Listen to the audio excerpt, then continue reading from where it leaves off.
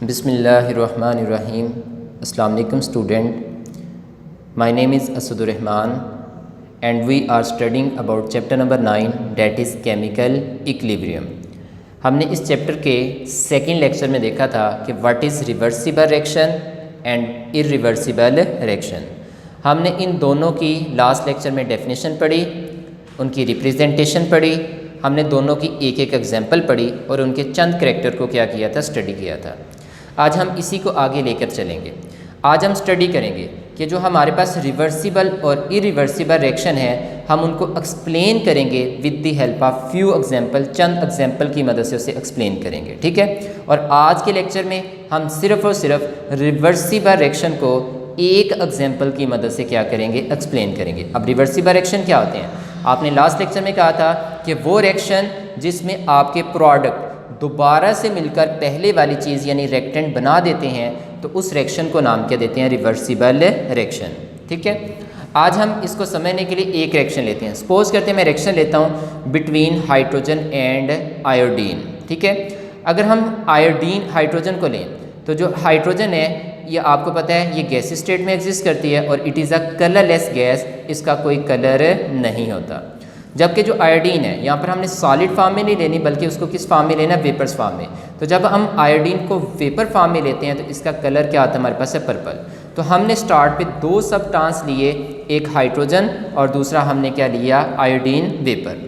अब हम क्या करते हैं, अब मैंने ये देखिए यहाँ पर रिएक्शन में क्या लिया, स्टार्ट पे हाइड्रोजन और साथ में क्या लिया, आयोडीन। अब आप देख सकते हैं कि हाइड्रोजन जो है क्या वो नेचर में मोनोएटॉमिक फॉर्म में स्टेबल होती है या डाईएटॉमिक फॉर्म में स्टेबल होती है? तो आपको पता है कि हाइड्रोजन हमेशा डाईएटॉमिक फॉर्म में क्या होती है, हमारे पास स्टेबल होती है, ठीक है। डाईएटॉमिक क्यों, मोनोएटॉमिक क्यों नहीं? तो क्योंकि अगर हम हाइड्रोजन को लें तो एक हाइड्रोजन का एटॉमिक नंबर 1 होता है, तो एटॉमिक नंबर 1 है तो इसमें प्रोटॉन 1 होंगे, और जब ये न्यूट्रल होता है तो इसमें जितने नंबर ऑफ प्रोटॉन होते हैं उतने नंबर ऑफ क्या होंगे, इलेक्ट्रॉन। अब इसमें एक प्रोटॉन है तो इलेक्ट्रॉन भी कितना होगा, एक। अब आपको पता है कि नेचर में हर चीज़ क्या होना चाहती है, स्टेबल। और एटम स्टेबल कब होता है, जब उसमें डुप्लेट या ऑक्टेट कंप्लीट हो, ठीक है। डुप निकला डाई से, डाई मीन 2, और ऑक्टा निकला, ऑक्टेट निकला ऑक्टा से, ऑक्टा मीन क्या होता है, 8। अगर किसी भी एटम का बाहर वाला शेल पहले वाला है तो उसमें कम से कम 2 इलेक्ट्रॉन होंगे, उसमें डुप्लेट रूल फॉलो होगा, तो वो क्या होगा, हमारे पास स्टेबल होगा। अगर कोई भी एटम जिसका बाहर वाला शेल पहले के अलावा है तो उसमें कम से कम 8 इलेक्ट्रॉन होंगे, ऑक्टेट कंप्लीट होगा, तो वो क्या होगा, हमारे पास स्टेबल होगा। अब हाइड्रोजन का देखिए पहला शेल है, जब पहला शेल है तो इसमें डुप्लेट कंप्लीट नहीं है, तो इस वजह से हाइड्रोजन कभी भी मोनोएटॉमिक फॉर्म में स्टेबल नहीं होगा। अब होता क्या, अब दो हाइड्रोजन आपस में मिलकर शेयरिंग करते हैं और शेयरिंग करके अपने डुप्लेट को क्या करते हैं, यहाँ पर कंप्लीट करते हैं। चलें इस बात को देखते हैं। अब आपको पता है कि हाइड्रोजन और हाइड्रोजन के दरमियान बॉन्ड कौन सा होता है, हमारे पास है सिंगल। क्या मैं इस single covalent bond co dot और क्रॉस से शो कर सकता हूँ? जी। तो ये मैंने इसको डॉट और क्रॉस से शो कर लिया। अब ये क्रॉस जो इलेक्ट्रॉन को शो कर रहा है ये इस हाइड्रोजन से आया, और ये जो डॉट है ये इस हाइड्रोजन का इलेक्ट्रॉन है। जब ये सेंटर में इन्होंने शेयरिंग की तो ये दोनों इलेक्ट्रॉन इसका हिस्सा भी हैं तो इसका भी डुप्लेट कंप्लीट, और ये इसका हिस्सा भी हैं तो इसका भी डुप्लेट कंप्लीट, तो ये दोनों क्या थे, स्टेबल थे।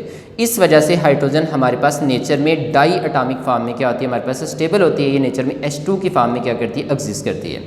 अब आयोडीन ले लें, तो आयोडीन को अगर लें तो आयोडीन भी मोनोएटॉमिक फॉर्म में स्टेबल नहीं होता बल्कि किस फॉर्म में स्टेबल होता है, डाई एटॉमिक फॉर्म में। अगर आयोडीन को लें, मैंने कहा ये डाई एटॉमिक फॉर्म में स्टेबल होती है, मोनो में क्यों नहीं? अगर हम आयोडीन को लें तो आयोडीन के बाहर वाले शेल में कितने इलेक्ट्रॉन होते हैं, 7, ठीक है। तो 7 है, उसका ऑक्टेट कंप्लीट नहीं है, तो इस वजह से वो स्टेबल नहीं है। चलिए इस बात को देखने के लिए यहाँ पर हम देखते हैं कि अब देखिए हाइड्रोजन और हाइड्रोजन के दरमियान भी कौन सा बॉन्ड होता है, सिंगल कोवेलेंट बॉन्ड। क्या मैं इस single covalent bond co dot और क्रॉस से शो कर सकता हूँ? जी। तो ये मैंने उस सिंगल लाइन को यहाँ पर डॉट और क्रॉस से शो किया। अब आयोडीन के पास अगर देखें तो इसके पास कितने लोन पेयर होते हैं, 3, और इस आयोडीन के पास भी देखें तो कितने लोन पेयर है, 3। अब इन्होंने जब शेयरिंग की थी तो एक आयोडीन के पास 7 इलेक्ट्रॉन, दूसरी आयोडीन के पास भी 7 थे। जब शेयरिंग की तो ये सेंटर में जो 2 इलेक्ट्रॉन है वो इसका हिस्सा भी हैं, तो जब इसका हिस्सा है तो इसका ऑक्टेट कंप्लीट, और जब ये दोनों इलेक्ट्रॉन इसका हिस्सा भी हैं तो इसका भी ऑक्टेट कंप्लीट, तो ये दोनों क्या थे, स्टेबल थे। अब आपने स्टार्ट पे 2 सबस्टांस ले लिए, हाइड्रोजन और क्या ले लिया, आयोडीन वेपर्स। अब आपने क्या किया, इसे एक मेयरिंग फ्लास्क ली और इस मेयरिंग फ्लास्क के अंदर आपने हाइड्रोजन को डाला, हाइड्रोजन गैस को, और आयोडीन वेपर्स को डाला। डालकर आपने इसको ऊपर से इसका मुंह बंद कर दिया और फ्लास्क को क्लोज़ कर दिया और इसको हाई टेम्परेचर पर जब आपने गर्म किया, अब आपको पता है गर्म करने पर फोर्स ऑफ अट्रैक्शन क्या होती है, वीक होती है। तो जब फोर्स ऑफ अट्रैक्शन वीक होगी तो इतनी वीक होगी, एक वक्त आएगा कि इनके दरमियान जो बॉन्ड होगा वो क्या होगा, टूट जाएगा। अब यहाँ पर सपोज करते हैं कौन सी ब्रेक डाउन हुई है, आपने पढ़ा था एक है होमोलिटिक और एक हेट्रोलिटिक। तो यहाँ पर अगर हम देखें तो जब ये गर्म कर रहे हैं तो इनके दरमियान हमारे पास कौन सी ब्रेक डाउन हुई है, होमोलिटिक ब्रेक डाउन हुई है, यानी एक जैसी ब्रेक डाउन। अब होमोलिटिक ब्रेक डाउन से मुराद क्या है, एक जैसी ब्रेक डाउन से मुराद क्या है कि जिसमें जो हर एटम है वो अपना अपना इलेक्ट्रॉन लेकर क्या हो जाए, साइड पे हो जाए। जब साइड पे हो जाएगा तो इस ब्रेकडाउन को नाम क्या देंगे, होमोलिटिक ब्रेकडाउन। अब ये हाइड्रोजन अपना इलेक्ट्रॉन लेकर साइड पे और ये हाइड्रोजन अपना इलेक्ट्रॉन लेकर साइड पे, और आपको पता है हाइड्रोजन मोनोएटॉमिक फॉर्म में स्टेबल नहीं होता। अब इस फ्लास्क के अंदर हमारे पास आयोडीन भी मौजूद है, उसके वेपर्स भी मौजूद हैं। तो जब हम गर्म करेंगे तो गर्म करने की वजह से इस आयोडीन के दरमियान भी फोर्स ऑफ अट्रैक्शन वीक होगी और वीक होने की वजह से आयोडीन और आयोडीन के दरमियान सिंगल कोवेलेंट बॉन्ड टूटेगा। यहाँ पर भी होमोलिटिक ब्रेकडाउन होगी, ये आयोडीन अपना इलेक्ट्रॉन लेकर साइड पे और ये आयोडीन अपने इलेक्ट्रॉन लेकर साइड पे। अब इस आयोडीन के पास कितने इलेक्ट्रॉन रह गए हैं, देखें 2 2 4 4 2 6 6 और 1 7, इसमें 7 इलेक्ट्रॉन है, इसमें ऑक्टेट कंप्लीट नहीं, ये अनस्टेबल है। और इस आयोडीन में भी अगर देखें तो इसमें कितने इलेक्ट्रॉन है, 2 2 4 4 2 6 6 और 1 7, इसमें भी 7 इलेक्ट्रॉन है, इसका भी ऑक्टेट कंप्लीट नहीं है, तो ये भी हमारे पास स्टेबल नहीं है। अब ये दोनों अनस्टेबल हो गए, हाइड्रोजन के भी एटम अनस्टेबल हैं और आयोडीन के भी क्या हमारे पास अनस्टेबल हैं। अब ये इस फॉर्म में एग्जिस्ट नहीं कर सकते। अब क्या होगा कि आपका ये जो हाइड्रोजन है इसमें एक इलेक्ट्रॉन है, ये डुप्लेट कंप्लीट करना चाहता है, और ये जो आयोडीन है इसमें कितने इलेक्ट्रॉन हैं, 7, ये अपना ऑक्टेट कंप्लीट करना चाहती है। ये दोनों एक दूसरे के करीब आते हैं और जब करीब आते हैं तो अपने दोनों इलेक्ट्रॉन जो हैं एक एक इलेक्ट्रॉन क्या करते हैं, आपस में शेयरिंग करते हैं। जब शेयरिंग करेंगे तो ये दोनों इलेक्ट्रॉन सेंटर में आ जाएंगे। अब ये हाइड्रोजन का हिस्सा भी है और ये आयोडीन का भी हिस्सा है। आयोडीन भी इन दोनों इलेक्ट्रॉन को अट्रैक्ट कर रही है और हाइड्रोजन भी इन दोनों इलेक्ट्रॉन को क्या करी, अट्रैक्ट। तो जब सेंटर में आ गए तो वो दोनों का हिस्सा बन गए। आप देख सकते हैं कि क्या हाइड्रोजन का हमारे पास डुप्लेट कंप्लीट हो गया जी, क्योंकि ये इसका हिस्सा भी है तो इसका डुप्लेट कंप्लीट। जब ये सेंटर में आया तो ये दोनों इलेक्ट्रॉन आयोडीन का हिस्सा भी हैं, तो देखें आयोडीन का क्या ऑक्टेट कंप्लीट हो गया, 2 2 4 4 2 6 6 और 2 8, तो इसका ऑक्टेट कंप्लीट हो गया, ये भी स्टेबल, और आयोडीन का डुप्लेट कंप्लीट हो गया तो ये भी हमारे पास क्या हो गया, स्टेबल। अब दोनों स्टेबल हैं, ये इससे ज़्यादा बॉन्ड नहीं बना सकते। तो फिर आपने देखा एक हाइड्रोजन के साथ कितने आयोडीन जुड़े, एक, तो फिर हमारे पास जो नया सब्सटेंस बना वो क्या हमारे पास है, HI, जिसका नाम है हाइड्रोजन आयोडाइड। तो हमारे पास नया सब्सटेंस बना वो क्या हमारे पास है, हाइड्रोजन आयोडाइड। अब आपने देखा एक हाइड्रोजन ने एक आयोडीन के साथ मिलकर क्या बना दिया, हाइड्रोजन आयोडाइड। अब आपके ज़हन में आता है दूसरी हाइड्रोजन और दूसरी आयोडीन कहाँ पर जाएगी, वो भी सेम इसी तरीके से आपस में शेयरिंग करेंगे। हाइड्रोजन अपना डुप्लेट कंप्लीट करेगा और आयोडीन अपना ऑक्टेट कंप्लीट करेगा ताकि दोनों क्या हो सकें, स्टेबल, और एक और क्या बना देंगे, हाइड्रोजन आयोडाइड। तो अब आपने देखा कि आपकी जो हाइड्रोजन है उसने किसके सारे किया, आयोडीन के सारे किया, किस में, मेरिंग फ्लास्क के अंदर। तो रेक करने पर उन्होंने एक नया सब्सटेंस बना दिया, डेट इज़ हाइड्रोजन आयोडाइड। ठीक है, अब रिएक्शन को हम क्या करते हैं, बैलेंस कर लेते हैं पहले। ठीक है, अब आपने देखा कि आपके पास आपके हाइड्रोजन और आयोडीन ने रेक करके क्या बनाया, हाइड्रोजन आयोडाइड। अब इस रिएक्शन को बैलेंस करना है। बैलेंस करने से मुराद क्या है कि एरो से पहले और एरो के बाद दोनों तरफ एटम की तादाद को क्या करना, एक जैसा करना। तो अब हम उसको कैसे करेंगे, तो बैलेंस करने के लिए आसान तरीका हम ले लेते हैं कि आपको पता है हमारे पास पीरियोडिक टेबल में टोटल कितने एलिमेंट है, 118। अगर हम 118 में से अगर हम पहले 3 एलिमेंट को, कार्बन, हाइड्रोजन और ऑक्सीजन, अगर हम इन 3 एलिमेंट को पहले बैलेंस करते हैं और बाकी जो एलिमेंट है 118 में से इन 3 के अलावा बाकी एलिमेंट को बाद में बैलेंस करें तो आपके रिएक्शन आसानी से और ख़ुद ब खुद क्या हो जाएंगे, बैलेंस हो जाएंगे। चलें अब हम इसको बैलेंस करते हैं। ये हम स्टार्ट पे पहले 2 नहीं लिख रहे, ठीक है, तो ये हमने देखा कि इनके रेक करने से ये बना था। अब इसको बैलेंस करते हैं। सपोज करते हैं मैं यहाँ पर हाइड्रोजन लेता हूँ, ना कार्बन है ना ऑक्सीजन है। इधर हाइड्रोजन अगर ये 2 को रहने दें तो हमारे पास हाइड्रोजन कितनी थी, 1, इधर 1 थी, तो इधर कितनी हमारे पास है, 2। अब एरो से पहले 2 हैं और एरो के बाद कितनी थी, 1। इधर 1 थी तो हमने इसको किसके साथ मल्टीप्लाई कर दिया, 2 से, तो यहाँ पर हमने 2 लिखा, यानी इधर हाइड्रोजन कितनी हो गई हमारे पास है, 2। ठीक है, तो इधर भी हाइड्रोजन 2, इधर भी 2, आपका हाइड्रोजन बैलेंस हो गया। अब इधर आयोडीन 2 है, लेकिन जब हमने इस हाइड्रोजन के साथ 2 को मल्टीप्लाई किया था तो ये 2 इसके साथ भी हो रहा था। इसका मतलब आपकी आयोडीन भी 2 है और इधर भी 2 है, तो आपके हाइड्रोजन के बैलेंस करने से आपका आयोडीन भी क्या हो चुका है, बैलेंस। अब बैलेंस करने से आपको पता लगा कि एक हाइड्रोजन एक आयोडीन के साथ जब ब्रेक करता है तो आपके पास कितने हाइड्रोजन आयोडाइड बनते हैं, 2 बनते हैं। यहाँ तक क्लियर हो गया। अब नेक्स्ट चलते हैं। अब जो चीज़ आपने लास्ट टाइम कहा था कि जो चीज़ हम रिएक्शन को करवाने के लिए स्टार्ट पे लेते हैं उसे क्या कहते हैं, रिएक्टेंट। अब आपने रिएक्शन करवाने के लिए स्टार्ट पे क्या लिया था, हाइड्रोजन और आयोडीन वेपर, ये आपने स्टार्ट पे लिए थे, तो इस वजह से हम इसे नाम क्या दे रहे हैं, रिएक्टेंट। अब इनके रिएक्शन के नतीजे में जो नई चीज़ बनती है, अब नई चीज़ कौन सी बनी है, हाइड्रोजन आयोडाइड, ये बाद में बनी है, नई चीज़ बनी है, तो हम उसको नाम क्या देते हैं, प्रोडक्ट। और इस रिएक्शन में हमारे पास प्रोडक्ट कौन से, हाइड्रोजन आयोडाइड। चलें अब हम नेक्स्ट चलते हैं कि अब आप इस रिएक्शन को ऑब्जर्व कैसे कर सकते हैं कि ये कैसे चेंज हो रहा है या नहीं हो रहा। अब इस बात को भी देखते हैं। देखिए आपका हाइड्रोजन का कोई कलर नहीं होता, it is a colourless gas. जबकि आपकी जो आयोडीन थी आपने स्टार्ट पे ली थी, उसका कलर क्या आता है, हमारे पास है पर्पल कलर होते हैं, ठीक है। जबकि जो हाइड्रोजन आयोडाइड बाद में बनेगा वो भी क्या होगा, कलरलेस होगा। अब आपने स्टार्ट पे क्या लिया था, सिर्फ और सिर्फ हाइड्रोजन ली थी और क्या ली थी, आयोडीन।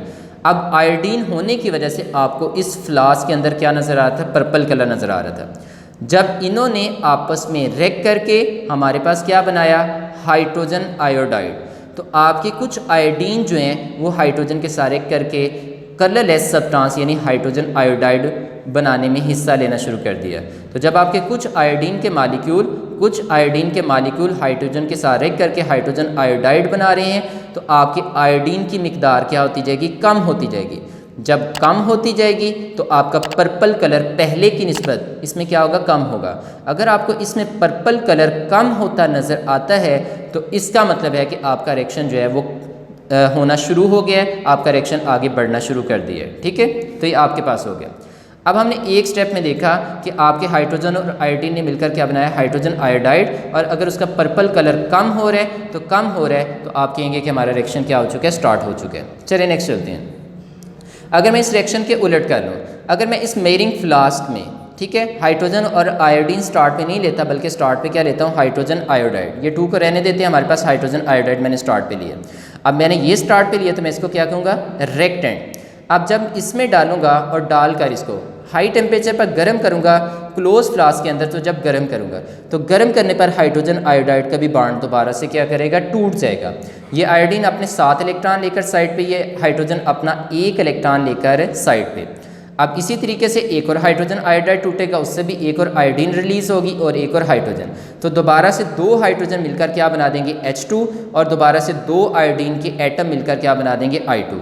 तो आपका रिएक्शन जो है जो ऊपर पड़ा था उसका उलट स्टार्ट हो जाएगा। तो इसका मतलब है कि अब आपके बाद में क्या बना है, हाइड्रोजन और आयोडीन, तो जो बाद में चीज़ बनती है उसको क्या कहते हैं, प्रोडक्ट। तो इस रिएक्शन में ऊपर वाले का उलट है। अब इस रिएक्शन में हाइड्रोजन आयोडाइड क्या होंगे, रिएक्टेंट होंगे, जबकि आपके हाइड्रोजन और आयोडीन जो है ये हमारे पास क्या होंगे, हमारे पास प्रोडक्ट होंगे। अब इस रिएक्शन में देखें, आपके पास स्टार्ट पे हाइड्रोजन आयोडाइड थी तो कोई कलर मौजूद नहीं था, ये तो है ही नहीं थे। जब आपका रिएक्शन होना स्टार्ट हुआ तो आपके कुछ हाइड्रोजन आयोडाइड के जो मॉलिक्यूल हैं, ठीक है, या कंपाउंड हैं, वो टूट कर हमारे पास क्या बना रहे थे, आयोडीन बना रहे थे। अब जब आयोडीन जैसे जैसे बनेगी तो आपको पता है आयोडीन का हमारे पास कलर क्या होता है, पर्पल कलर होता है। तो जैसे जैसे हाइड्रोजन आयोडाइड आयोडीन में कन्वर्ट होगी तो आयोडीन के बनने की वजह से आपके पास पर्पल कलर अपीयर होना शुरू होगा। तो अगर आपकी मेयरिंग फ्लास्क के अंदर आपको पर्पल कलर नज़र आना शुरू हो जाता है, इसका मतलब आपका रिएक्शन आगे बढ़ना शुरू हो गया कि आपके हाइड्रोजन आयोडाइड जो हैं वो टूट कर क्या बना रहे हैं, आयोडीन, जिसकी वजह से आपको पर्पल कलर नज़र आना क्या हो चुका है, शुरू हो चुका है। अब ये दोनों रिएक्शन जो हैं वो एक दूसरे के क्या थे, उलट थे। यहाँ पर हमने इसको रिएक्टेंट लिया था और सेकंड रिएक्शन में जो हमारे पास है, पहले में जो प्रोडक्ट बने थे फिर वहाँ से रिएक्शन स्टार्ट किया तो वो हमारे पास रिएक्टेंट हो गए, और जो बाद में नई चीज़ बनी वो क्या हो गई, हमारे पास है प्रोडक्ट, ठीक है। अब हम इन दोनों को इकट्ठा करें क्योंकि हम पढ़ रहे थे रिवर्सिबल रिएक्शन, ऐसे रिएक्शन जिसमें आपके प्रोडक्ट दोबारा से मिलकर पहले वाली चीज़ बना दें, उसको क्या कहते हैं, रिवर्सिबल रिएक्शन। अब इन दोनों स्टेप को इकट्ठा करके रिवर्सिबल रिएक्शन को हम स्टडी करेंगे। देखें, आपने स्टार्ट पे क्या किया, आपने मेयरिंग फ्लास्क ली और उस मेयरिंग फ्लास्क के अंदर क्या डाली, हाइड्रोजन गैस, और आपने साथ में क्या डाली, आयोडीन के वेपर्स डालिए। अब आपके पास हाइड्रोजन भी है और आयोडीन के वेपर्स भी इस मेयरिंग फ्लास्क के अंदर क्या हैं, मौजूद हैं, ठीक हो गया। अब आपने स्टार्ट पे सिर्फ और सिर्फ ये मौजूद हैं, ये हमारे पास मौजूद नहीं है। ठीक है, अब क्या करेंगे, आप ऊपर से इसको बंद करेंगे, बंद करने पर इसको हाई टेम्परेचर पर क्या करेंगे, गर्म करेंगे। जब गर्म करेंगे तो आपका हाइड्रोजन और आयोडीन जो है उनके दरमियान फोर्स ऑफ अट्रैक्शन टूटेगी और टूटने पर आपका एक हाइड्रोजन एक आयोडीन के साथ मिलकर हाइड्रोजन आयोडाइड और दूसरा हाइड्रोजन दूसरे आयोडीन के साथ मिलकर एक और क्या बना देगा, हाइड्रोजन आयोडाइड। तो हमारे पास कितने हाइड्रोजन आयोडाइड बनेंगे, 2। यहाँ तक क्लियर। अब क्योंकि आपने इस रिएक्शन को करवाने के लिए स्टार्ट पे ये लिया था तो इसको रिएक्टेंट, और जो बाद में हमारे पास चीज़ बनी है वो कौन सा, हाइड्रोजन आयोडाइड, तो ये हमारे पास क्या होंगे, प्रोडक्ट होंगे। यहाँ तक क्लियर हो गया। नेक्स्ट चलते हैं। अब देखें, आपके पास स्टार्ट पे सिर्फ और सिर्फ रिएक्टेंट थे, आपकी रिएक्टेंट की कंसंट्रेशन बहुत ज़्यादा क्या थी, हाई थी। आपके पास प्रोडक्ट स्टार्ट पे मौजूद नहीं थे। ठीक है, तो आपकी उस वक्त इनकी कंसंट्रेशन हाई थी। जब आपने इनको गर्म किया तो गर्म करने पर जब इनकी कंसंट्रेशन हाई थी तो इसमें से ज़्यादा मालिक्यूल के बॉन्ड टूटेंगे और वो आपस में रिकम्बाइन करके क्या बना देंगे, हमारे पास हाइड्रोजन आयोडाइड। ठीक हो गया। तो इसका मतलब है कि स्टार्ट पे रिएक्टेंट ज़्यादा होने की वजह से आपका जो रिएक्टेंट से प्रोडक्ट में कन्वर्ट होने का प्रोसेस है वो भी क्या होगा, फास्ट होगा। तो स्टार्ट पे जब ये रिएक्शन आगे को जा रहा है इसको कहते हैं फॉरवर्ड रिएक्शन। तो स्टार्ट पे आपका जो फॉरवर्ड रिएक्शन होता है वो बहुत ज़्यादा क्या होता है, हमारे पास है फास्ट होता है, क्योंकि इसकी कंसंट्रेशन हाई थी, ये नहीं थे। तो ये जल्दी आपस में ये टूटेंगे, टूटने के बाद कंबाइन करेंगे और कंबाइन करके क्या बनाते जाएंगे, हाइड्रोजन आयोडाइड। यही है। अब स्टार्ट पे प्रोडक्ट नहीं थे तो आपका पीछे को रिएक्शन नहीं चल रहा था, आपका रिवर्स रिएक्शन नहीं चल रहा था। लेकिन जब आपने देखा कि थोड़ी देर के बाद हमारे पास प्रोडक्ट बने, लेकिन बने तो थोड़े थे, जब प्रोडक्ट कम थे तो गर्म करने की वजह से आपके हाइड्रोजन आयोडाइड भी टूटे और टूट कर उन्होंने दोबारा से क्या बनाना शुरू कर दी, H2 और I2। अब आपका रिएक्शन किधर को चलना शुरू हो गया, पीछे को। इसको कहते हैं रिवर्स रिएक्शन। अब स्टार्ट पे क्योंकि प्रोडक्ट कम है तो फिर थोड़े प्रोडक्ट रिएक्टेंट में कन्वर्ट होंगे, तो फिर आपका जो रिवर्स रिएक्शन होगा वो हमारे पास वो भी क्या होगा, स्लो होगा, क्योंकि प्रोडक्ट कम है, कम होंगे तो फिर वो आस्ता आस्ता टूटेंगे, थोड़े टूटेंगे, तो उसकी वजह से आपका जो प्रोडक्ट से रिएक्टेंट में कन्वर्ट होने का प्रोसेस है वो भी क्या होगा, स्लो होगा। अब ज़रा देखें, अब स्टार्ट पे आपके जो रिएक्टेंट हैं इनकी कंसंट्रेशन जो थी हाई थी, लेकिन जब ये तेज़ी से कंबाइन करके प्रोडक्ट बनाते जाएंगे तो इनकी कंसंट्रेशन आस्ता आस्ता क्या होती जाएगी, कम होती जाएगी। जब ये कम होती जाएगी तो फिर इन कम होने की वजह से ये आपस में जो कंबाइन कर रहे थे, ठीक है, उनके कंबाइन करने की जो स्पीड है वो भी क्या होती जाएगी, स्लो होती जाएगी, क्योंकि इनकी कंसंट्रेशन क्या हो रही है, कम हो रही है। तो आपका जो फॉरवर्ड रिएक्शन है जिसमें आपके रिएक्टेंट प्रोडक्ट में कन्वर्ट हो रहे थे, आपका फॉरवर्ड रिएक्शन क्या होता जाएगा, स्लो होता जाएगा। ठीक है। अब आपके जब रिएक्टेंट तेज़ी से प्रोडक्ट में कन्वर्ट हो रहे थे तो प्रोडक्ट की अमाउंट क्या कर रही थी, आस्ता आस्ता बढ़ती जा रही थी। जैसे जैसे प्रोडक्ट बढ़ेंगे तो आपके प्रोडक्ट भी फिर तेज़ी से टूटकर हाइड्रोजन और आयोडीन बनाना शुरू कर देंगे। उसकी वजह से आपका जो रिवर्स रिएक्शन है, जब प्रोडक्ट ज़्यादा होते जाएंगे तो आपका रिवर्स रिएक्शन भी क्या होता जाएगा, फास्ट होता जाएगा। अब आपकी जो फॉरवर्ड रिएक्शन है उसकी स्पीड क्या हो रही है, स्लो हो रही है, और जबकि आपकी जो रिवर्स रिएक्शन है उसकी स्पीड क्या हो रही है, फास्ट हो रही है। अब एक रिएक्शन आस्ते आस्ते स्लो हो रहा है और एक क्या हो रहा है, हमारे पास है फास्ट हो रहा है। एक वक्त आएगा कि दोनों की स्पीड एक दूसरे के इक्वल होगी। जितने रफ्तार से रिएक्टेंट प्रोडक्ट में कन्वर्ट हो रहे हैं उतनी रफ्तार से आपके प्रोडक्ट किस में कन्वर्ट होंगे, रिएक्टेंट में। तो जिस स्टेज के ऊपर आपके जो फॉरवर्ड रिएक्शन की रफ्तार है या रेट है और आपके जो रिवर्स रिएक्शन का जो रेट है या उसकी रफ्तार है वो दोनों एक दूसरे के इक्वल हो जाएंगे, तो उस स्टेज को नाम क्या देंगे, इक्विलिब्रियम। तो हमारे पास यहाँ पर क्या एस्टेब्लिश हो जाएगा, इक्विलिब्रियम। अब हमने इसको रिवर्सिबल क्यों कहा, अब वो देख लें, क्योंकि आपने देखा क्योंकि इसमें आपके प्रोडक्ट दोबारा से मिलकर क्या बना रहे हैं, पहले वाली चीज़ यानी रिएक्टेंट बना रहे हैं, तो इस वजह से हम इसको क्या कह रहे हैं, रिवर्सिबल रिएक्शन। और दूसरी बात इसमें इक्विलिब्रियम एस्टेब्लिश हुआ कब, जब आपके जो फॉरवर्ड रिएक्शन की रफ्तार आपके किसके इक्वल होगी, रिवर्स रिएक्शन की रफ्तार के इक्वल होगी, दोनों का रेट एक दूसरे के इक्वल हो गया, तो उस स्टेज को हमने नाम क्या दिया, केमिकल इक्विलिब्रियम। तो रिवर्सिबल रिएक्शन में हमारे पास क्या हो गया, केमिकल इक्विलिब्रियम क्या हो गया, एस्टेब्लिश हो गया। यहाँ तक क्लियर। तो ये आपकी फर्स्ट एग्जांपल होगी, क्योंकि इसमें प्रोडक्ट दोबारा से मिलकर रिएक्टेंट बना रहे थे, इसलिए किसकी एग्जांपल होगी, हमारे पास रिवर्सिबल रिएक्शन की। अब हमने पहले इसको स्टेप बाय स्टेप इस रिएक्शन को 2 स्टेप में स्टडी किया, पहले फॉरवर्ड को और फिर किसको, रिवर्स को, और फिर हमने उनको इकट्ठा करके यहाँ पर मुकम्मल एक रिवर्सिबल रिएक्शन को क्या किया, स्टडी किया। ठीक है। अब बोर्ड में इसमें से एक MCQs भी आ चुके हैं। अब ये जो मैंने कलर लिखे हुए हैं कि हाइड्रोजन का कलर क्या है, कलरलेस। आयोडीन का कलर क्या होता है, हमारे पास है आयोडीन वेपर्स का कलर क्या होता है, पर्पल।